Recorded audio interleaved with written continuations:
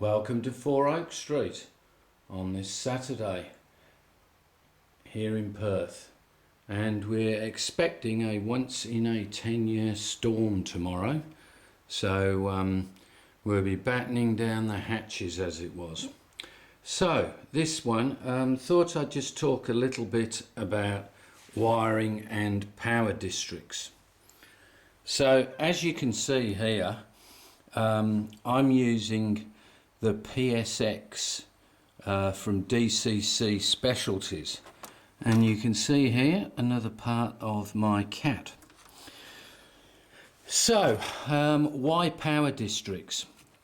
Well, quite a while ago I bought this MRC Prodigy wireless setup, and I noticed one day that when I was getting a short, obviously you get like a blinking of the light, but worse than that, I was starting to smell something that particularly from the power supply. So I started thinking about how and why people talk about power districts. So I looked at these that were sold by Tony's Trains and in America, and being the Aussie dollar was pretty close to parity then, it made them quite reasonable. So basically we've got my layout as it is at the moment, which is a reasonably big layout in terms of the amount of track. We have the Prodigy wireless and the conventional, I think it's 3.5 amp power supply. So out of here the power runs into these power districts. So what these do, basically, it means if you get a short, it's not affecting the actual unit as such. And what it means as well, if in this case we've got 4 districts, instantly I can see where on the layout I've got this issue. So the 2 that we have here are the conventional ones, which are called PSX 1, I think these are, and then these are the PSX AR, which are auto reversers. So my turntable has an auto reversing one. These can be tagged together as well, so you can actually loop the power, but obviously when the actual power comes out of the board, it goes to the section which must be completely isolated. So in one situation, even though I'd cut my track gaps, it was still actually touching. So what I had to do was just go through the Dremel again and make sure that it was actually completely separate. So with the turntable, obviously when the turntable spins, the polarity changes. So this instantly understands that it's not a short and quickly switches it. If there is a short, and if you do put something across the track, which I will now do, and this is the lower section, you'll see that you'll hear a buzz. Now these do not obviously do the reversing bit, and they're also cheaper. So we have the turntable auto reverser, we have the lower yard, which is the section here where all the locos are kept, which loops back around. The helix is an auto reversing section. I'll come into the reason why that is. And this is the station, which is a conventional one.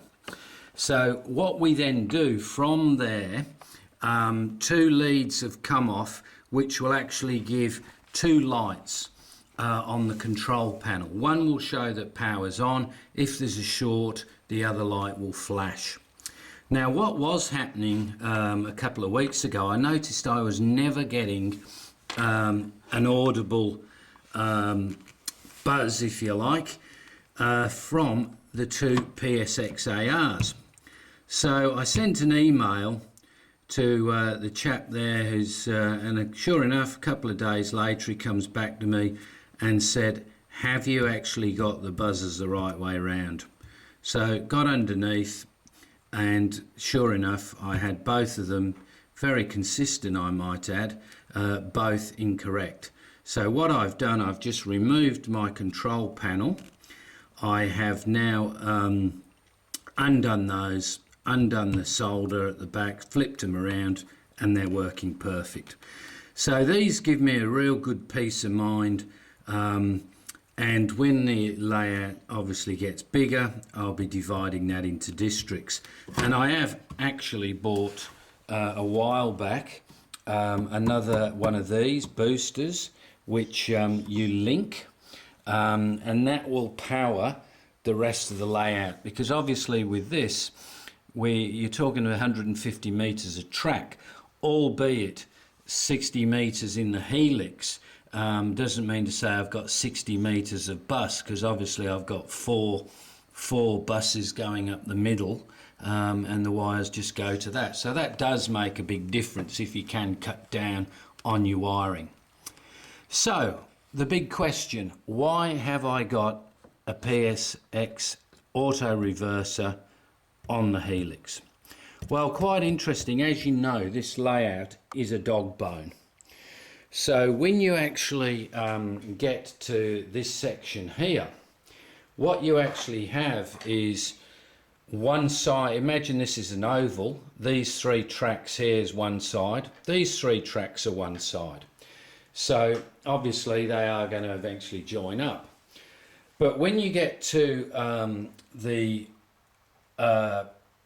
track here, where we've got a double slip, 2 diamond crossings, we are cutting right across the other loop.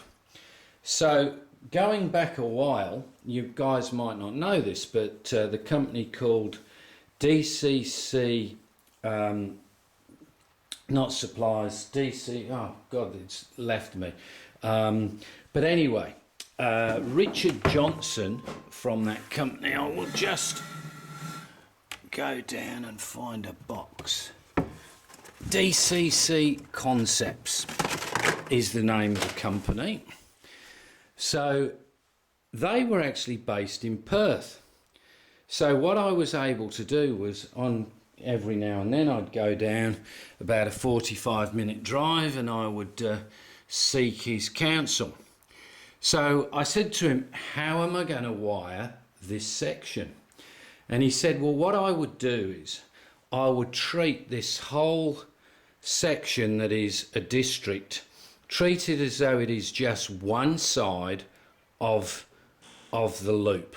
So in other words, we would go black, red, black, red, black, red, black, red, black, red, black, red, black, red, black, red, black, red, etc. So okay, so I said, okay, so what then happens when they come out of the helix?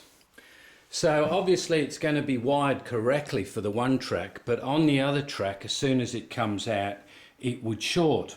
So consequently, because the helix has so much track in it, more than the longest ever train, I don't think I'll ever have a 15-meter train running, I made that a reversing loop as such. So what it does, it instantly just changes the polarity. So what that means is now, for the rest of the track, I can continue as it is, but at some point, and I have tested it, because I have linked the wires, or the tracks, if you like, the outer track to the outer track, and straight away you get a short. So at some point, at the end of where I'm going to be turning them round and bringing them back, I'm going to need another PSX AR to reverse it. Now, the reason it was done that way, it would just save a massive amount of wiring with, you know, diamond crossings and all sorts. So that is the, I suppose, the reason, and that's how I've looked at it. Now, obviously, with this railway, I'm using a conventional panel with wiring, which you can see. So across all the joints of the board, so they can be quickly undone if necessary.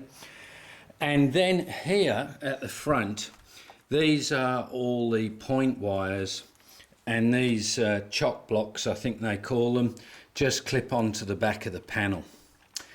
And of course now with model railways, you actually need, I wouldn't say wiring's complicated, but what it is that there's a few more buses needed. So not only do you have a track bus, you can have a lighting bus, and you know, you can have like I'm about to do now, which is I want to put some lights actually under here. So I have been and bought these strip lights, which are perfect size, which will go on this middle board and light that section really good. So what I want to do now is, how am I going to wire it? Ideally, I want it on the panel. So I'll come to the panel in a second. So when you look at all these wires, they look a lot, but basically these just go from the point motors to the back of the panel, where you have a switch, and you also have a bunch of LEDs which shows the route. So if you flick the point the one way, it's that route lights up, flick it the other way, it's that route. So what are these wires here? Well, these are the wires that come from the PSX boards, and these go to LEDs. So not only am I getting a buzz, if I happen to go deaf in the next 5 years, at least there'll be a light flashing as well. But it also does tell me that the track power in each section is working well. So it looks complex, but it's not. And what I've done, it's all on a board here. These are all chock blocks. Some people obviously could solder. You could probably put this into a couple of computer plugs. Anyway, I'm pretty old school, and this is the way I've done it, and it's worked quite well, and fault tracing has been quite good. And obviously I'll just show you a quick look under the main board, so you can see the chock blocks there for where it goes across, and you can see all the point motors. So what I've done with those, I've just used double-sided tape. Once again, looks a lot, but it's just that there is quite a lot.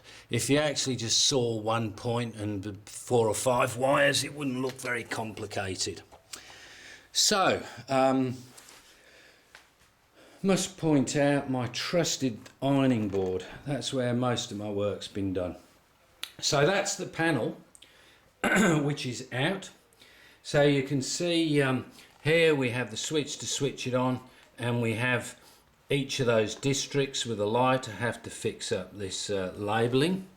In fact, if I'd been really smart, I would have actually, before I even started putting anything, I should have put a some sort of perspex over it to protect it, and then drilled and done all that. So I am looking at doing something like that.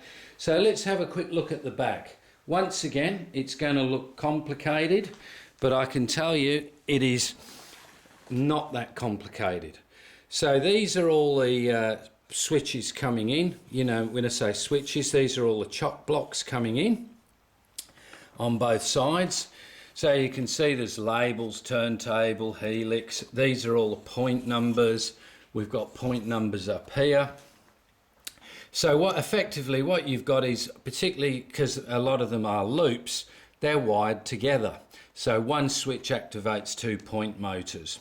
So the 2 wires come into the switch, which you can see a row of switches at the back. Then the wires that run the LEDs, LEDs are wired in parallel.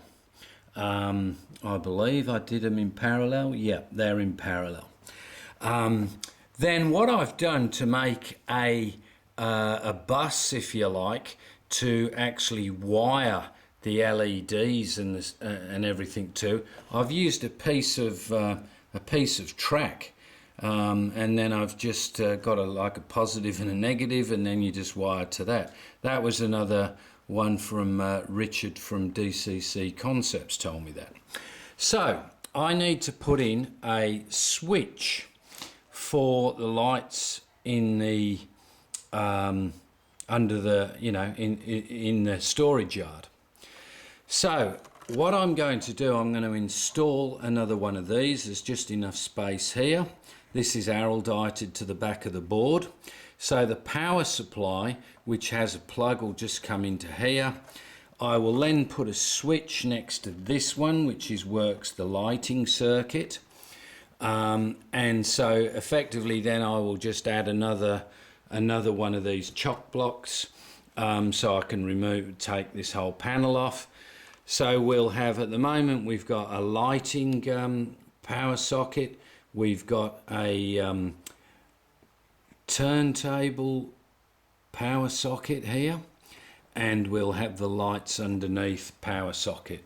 So there's 3 power supplies straight away. So that's pretty much it. And as I mentioned, you know, like if you look along this top row, you got 1, 2, 3, 4, 5, 6 LEDs, all working off that switch, and then a row underneath. So switch it one way, they light up. So looking at the front of that, there's the switch. So when it's in this position, these lights light up. When you flick it, those lights light up the route. So that's pretty much it. So I'm looking at installing the switch about here.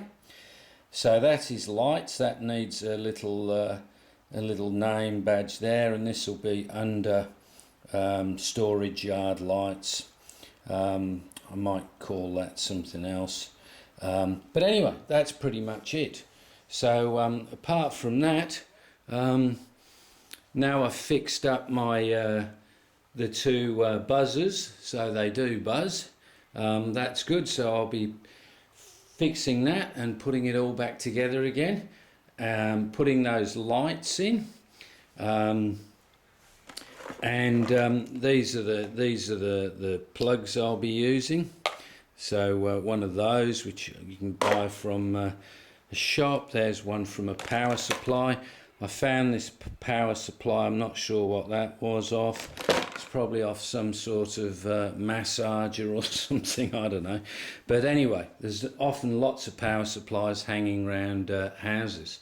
So with that, I'll sign off, and I do hope for those people that want a schematic or don't want to go the computer route, that sort of helps. What I am thinking about doing on the next lot of points, which will be at the next station, is definitely probably going the way of decoders on the points that way. And whereas this is the main storage yard, this is where most of it will happen. Over there it will be a smaller setup. So that's the plan. So hope the UK's slowly getting out of it, and the US too. We're very lucky here. They've just slightly opened up the West Australian side of things. So however, that storm's coming tomorrow, so we shall see. So hopefully there will be a part 50 and a 51. So with that, thank you very much, and see you next time. Bye.